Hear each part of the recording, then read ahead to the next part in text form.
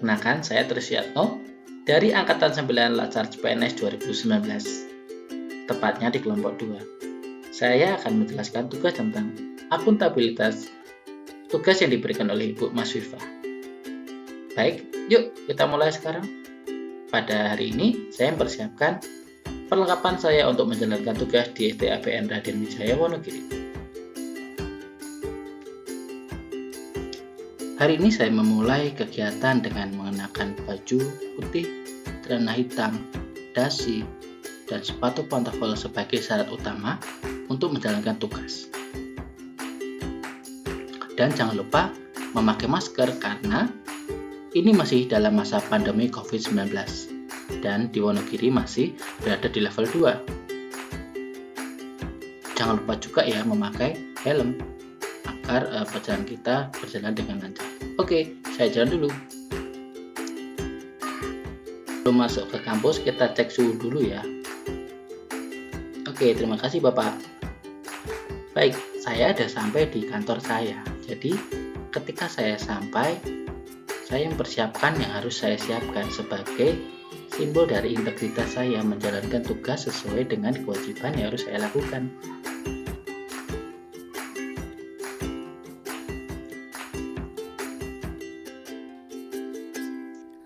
Kegiatan ini merupakan simbol integritas dari saya, yaitu mempersiapkan dan memulai kinerja sesuai dengan apa yang harus saya lakukan.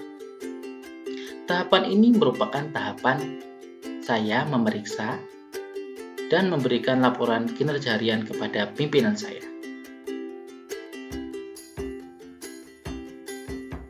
Memberikan laporan merupakan tanggung jawab dari seorang PNS. Memberikan laporan merupakan salah satu syarat utama untuk menjadi suatu integritas yang utama.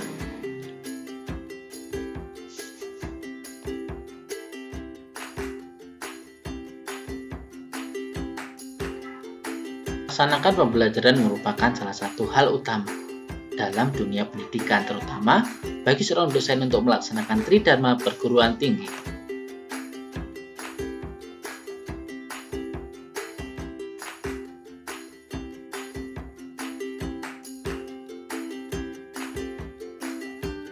Input laporan kinerja harian merupakan salah satu wujud transparansi yang dapat saya lakukan dan dapat dipertanggungjawabkan di kemudian hari.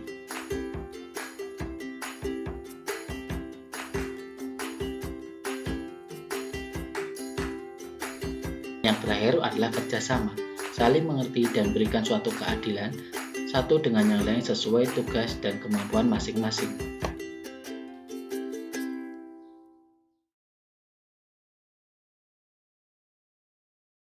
Akuntabilitas. Akuntabilitas yang pertama adalah kepemimpinan. Sebagai seorang dosen harus mampu memimpin pembelajaran dan membentuk peserta didik dalam membentuk sifat-sifat pemimpin. Jadi, dalam hal ini adalah sebagai seorang dosen harus mampu memberikan suatu wawasan, gambaran, dan pandangan baru kepada mahasiswa yang kita ajar untuk mempersiapkan mahasiswa menjadi seorang pemimpin masa depan. Transparansi. Transparansi dalam hal ini adalah kita sebagai seorang dosen harus mampu mengevaluasi setiap pembelajaran dan di mana setiap evaluasi tersebut tidak ada pemihakan, tidak memihak pada satu individu, akan tetapi harus lebih bersifat objektif. Jadi, dalam hal ini adalah kita tidak membedakan satu dengan yang lainnya. Kita memberikan apa yang telah diberikan mahasiswa, apa yang telah jawaban diberikan mahasiswa. Jadi, tidak ada unsur kedekatan dalam hal ini. Keadilan dan tanggung jawab. Keadilan dan tanggung jawab seorang dosen adalah mematuhi dan memahami kode etik yang berlaku. Keadilan. Keadilan dalam hal apa? Tidak membedakan siswa atau mahasiswa satu dengan yang lainnya. Tidak membedakan suku, agama, bahasa, dan budaya setiap mahasiswa atau siswa yang kita ajarkan. Sesuai dengan semboyan negara Indonesia, Bhinneka Tunggal Ika. Dosen harus mampu menghormati hak setiap mahasiswa atau siswanya. Setiap orang memiliki hak dan kewajiban masing-masing. Dosen memiliki hak, mahasiswa memiliki hak. Jadi, keadilan dalam hal ini adalah saling menghormati hak dan kewajiban masing-masing. Seorang mahasiswa harus menghormati hak dari seorang dosen, dan dosen juga harus memahami hak setiap mahasiswa. Tanggung jawab. Tanggung jawab sebagai seorang dosen adalah melaksanakan pendidikan, penelitian, dan pengabdian kepada masyarakat. Hal ini adalah hal utama yang harus dilakukan oleh seorang dosen. Merencanakan melaksanakan proses pembelajaran serta menilai dan mengevaluasi hasil pembelajaran. Seperti yang kita bahas di depan tadi, bahwa adanya sebuah keadilan.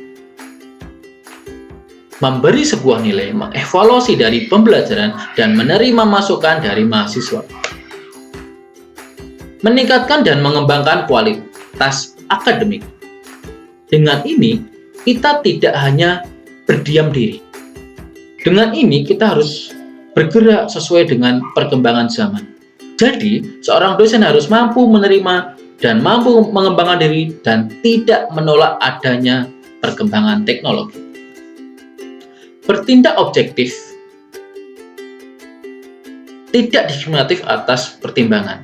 Jadi di sini adalah tidak membedakan suku, agama, ras, budaya, dan bahasa setiap mahasiswanya. Jadi, pertanggungjawaban di sini adalah menerima seluruh mahasiswa dengan sukacita. Tidak ada namanya rasisme. Menjunjung tinggi peraturan perundang-undangan dan hukum atau kode etik, memelihara dan memupuk persatuan dan kesatuan bangsa.